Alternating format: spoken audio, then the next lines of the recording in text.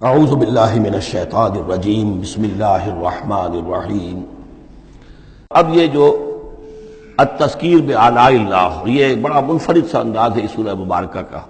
قل الحمد للہ وسلام علی عبادہ الذین اصطفیٰ، کہہ دیجئے کل شکر اور حمد و تعریف اللہ کے لیے ہے اور سلام ہے اس کے ان بندوں پر جن کو اس نے چن لیا۔ ان اللہ اصطفیٰ آدم و نوحا علی ابراہیم و علی عمران علی العالمین، یعنی تمام رسول جو چنے ہوئے، انبیاء چنے ہوئے ہیں، ان سب پر سلام۔ اللہ خیر عما یشرکون، کیا اللہ بہتر ہے، سوچو غور کرو، یا یہ جن کو انہوں نے شریک کیا ہوا ہے۔ یہ چھوٹے معبود خود بھی مانتے ہیں چھوٹے ہیں، خود بھی مانتے ہیں کہ ان کے پاس کوئی اختیار نہیں ہے سوائے اس کے جو اللہ نے دیا ہے، خود بھی مانتے ہیں کہ جو اختیار ہے اس کا بھی مالک اللہ ہی ہے۔ تو پھر یہ کیا ان میں کون سی نسبت ہے؟ امن خلق السماوات والارض وانزل لكم من السماء ماء فانبتنا به حدائق ذات بهجة ما كان لكم ان تنبتوا شجرها أإله مع الله بل هم قوم يعدلون۔ یہ بڑا سوالیہ انداز ہے، سرچنگ کوسچنز کے انداز میں۔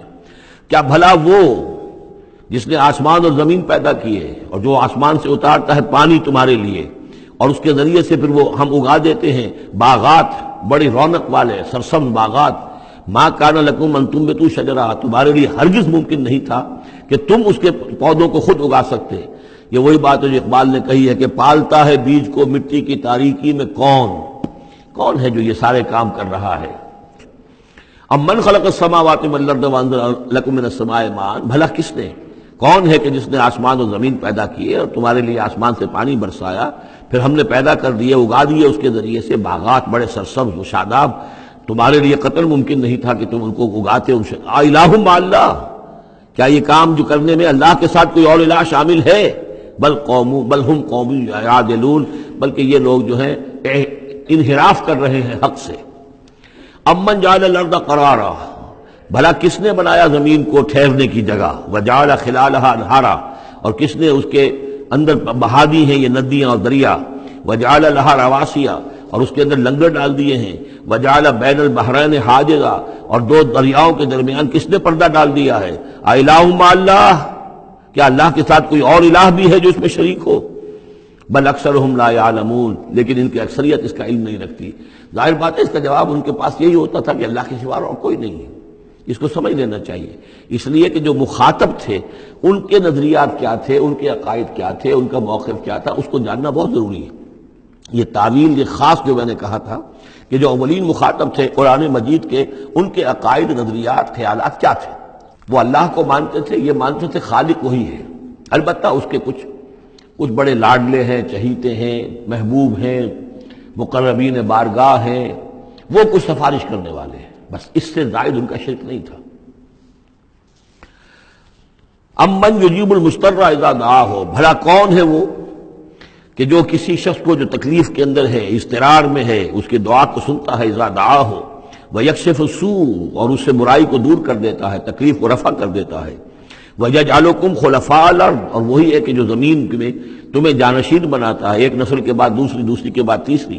الہ مع اللہ، کیا اللہ کے ساتھ کوئی اور الہ بھی ہے اس کام کے اندر شریک؟ قلیلا ما تذکرون، بہت کم نصیحت ہے اور بہت کم ہی توجہ ہے جو تم کرتے ہو۔ امن یہدیکم فی ظلمات البر والبحر، بھلا کون ہے وہ کہ جو تمہیں راستہ دکھاتا ہے اندھیروں میں، جنگل کے اندر بھی، بر میں بھی، خشکی میں بھی اور سمندر میں بھی۔ ومن یرسل الرياح بشرا بین یدی رحمتہ، اور وہ کون ہے کہ جو بھیجتا ہے ہواؤں کو بشارت دیتے ہوئے اپنی رحمت کے آگے آگے، باران رحمت کے آگے آگے ٹھنڈی ہوا کے جھونکے آتے ہیں۔ الہ مع اللہ، کیا اللہ کے ساتھ کوئی اور الہ؟ تعالی عما یشرکون، بہت بلند و بالا ہے وہ جس سے جو شرک یہ کر رہے ہیں۔ امن یبدأ الخلق ثم یعیدہ، بھلا کون ہے وہ جو ابتدا میں پیدا کرتا ہے خلق کو، پھر وہی اس کو دہرائے گا یا اس کا اعادہ کرتا ہے۔ ومن یرزقکم من السماء والارض، اور کون ہے کہ جو تمہیں رزق پہنچا رہا ہے آسمان سے بھی اور زمین سے بھی، آسمان سے پانی برستا ہے اور زمین سے پھر وہ تمہارے لیے رزق جو ہے نباتاتی وہ نکل آتا ہے۔ الہ مع اللہ، کیا اللہ کے ساتھ کوئی اور الہ بھی؟ قل ہاتوا برہانکم ان کنتم صادقین، کہیے ان سے لاؤ اپنی دلیل، سند لاؤ، برہان لاؤ اگر تم سچے ہو۔ قل لا یعلم من فی السماوات والارض الغیب الا اللہ، کہہ دیجئے کوئی نہیں اللہ کے سوا جو آسمانوں اور زمین کا غیب جانتا ہو۔ وما یشعرون ایان یبعثون، اور انہیں تو یہ بھی معلوم نہیں ہے کہ انہیں کب اٹھایا جائے گا. یعنی جو فوت ہو چکے ہیں، چاہے وہ اولیاء اللہ ہیں چاہے کوئی اور ہیں، اب وہ فوت ہو چکے ہیں، عالم برزخ میں ہیں، انہیں یہ بھی معلوم نہیں ہے کہ اٹھایا کب جائے گا. بل ادارک علمہم فی الآخرہ، لیکن ان کا علم اور ان کا فہم جو ہے وہ آخرت کے معاملے میں تھک ہار کر رہ گیا، یعنی آخرت کی حقیقت کو نہیں سمجھ پا رہے ہیں. بل ہم فی شک منہا، چنانچہ وہ اس کے بارے میں شکوک و شبہات میں مبتلا ہیں. بل ہم منہا عمون، بلکہ وہ اس کی طرف سے اندھے ہو چکے ہیں. عملاً اندھے ہیں، مانتے ہیں آخرت ہے، جی اٹھنا ہے، لیکن اگر آخرت ہے، جی اٹھنا ہے، اگر اصل زندگی وہی زندگی ہے تو بھلا سوچو تم اس زندگی کے لیے کیا فکر کر رہے ہو. تمہیں کل کی فکر ہے کہ کیا کھائیں گے. اگر پیسے نہیں ہیں تو کس قدر فکر اور تشویش تابنگیر ہو جاتی ہے، اس لیے کہ کل کا پتہ ہے کل آئے گا، کل کا دن آئے گا، اس کے لیے مجھے ضرورت ہوگی. اگر اتنا یقین ہو آخرت کا بھی تو پھر سوچنا ہوگا کہ اس کے لیے کتنی سوچ ہے اور کتنی فکر ہے. وقال الذين كفروا اذا كنا ترابا وآباؤنا أئنا لمخرجون، اور کہتے ہیں یہ کافر کہ جب ہو جائیں گے مٹی اور ہمارے آباء و اجداد بھی مٹی بن چکے تو کیا ہم پھر نکال لیے جائیں گے. لقد وعدنا هذا نحن وآباؤنا، اسی کا وعدہ کیا گیا تھا ہم سے بھی پہلے اور ہمارے آباء و اجداد سے بھی من قبل پہلے. ان هذا الا اساطیر الاولین، یہ نہیں ہے مگر پچھلوں کی کہانیاں ہیں، نقلیں ہیں، وہیں سے یہ بات نقل ہوتی چلی آ رہی ہے. قل سیروا فی الارض فانظروا، کہیے ان سے کہ ذرا سیر کرو زمین میں، گھومو پھرو. فانظروا کیف کان عاقبۃ المجرمین، تو کیسا انجام ہوا ہے ان قوموں کا کہ جنہوں نے اس جرم کی روش اختیار کی. ولا تحزن علیہم، ارے نبی اب آپ ان کے اوپر رنجیدہ نہ ہو. لعلک باخع نفسک الا یکونوا مؤمنین، شاید کہ آپ اس صدمے میں اپنے آپ کو ہلاک کر لیں گے کہ یہ ایمان نہیں لا رہے. فلا تحزن علیہم، اب آپ ان کے اوپر رنج نہ کریں.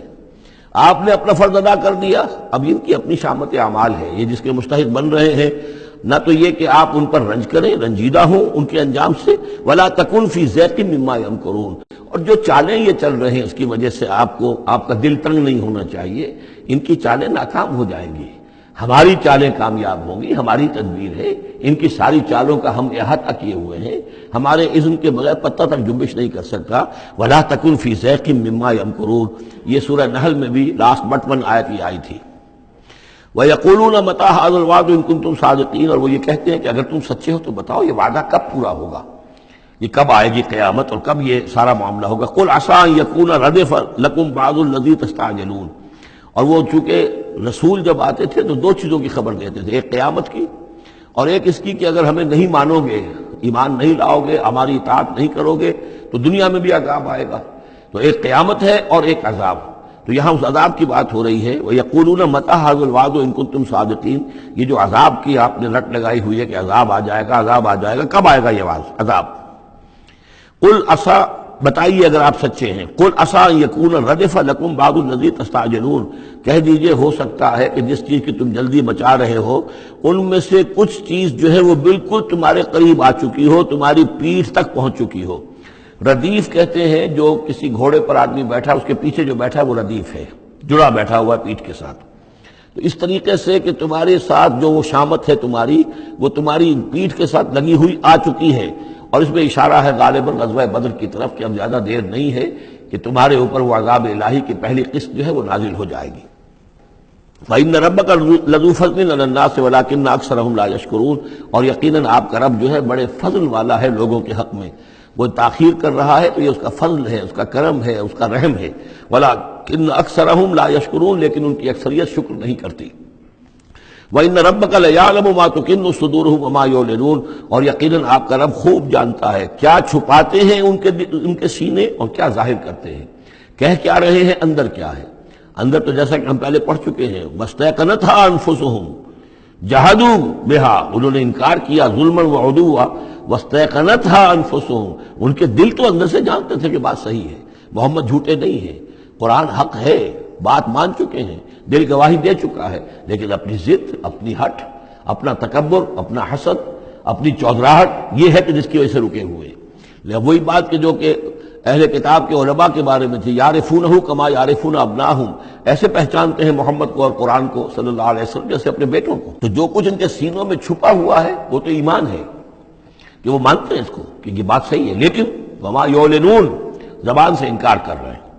وما من غائبۃ فی السماء والارض الا فی کتاب مبین، نہیں ہے کوئی بھی شے چھپی ہوئی، غائب شے، غیب کی کوئی شے آسمان کی یا زمین کی، الا فی کتاب مبین، وہ ایک روشن کتاب میں موجود ہے۔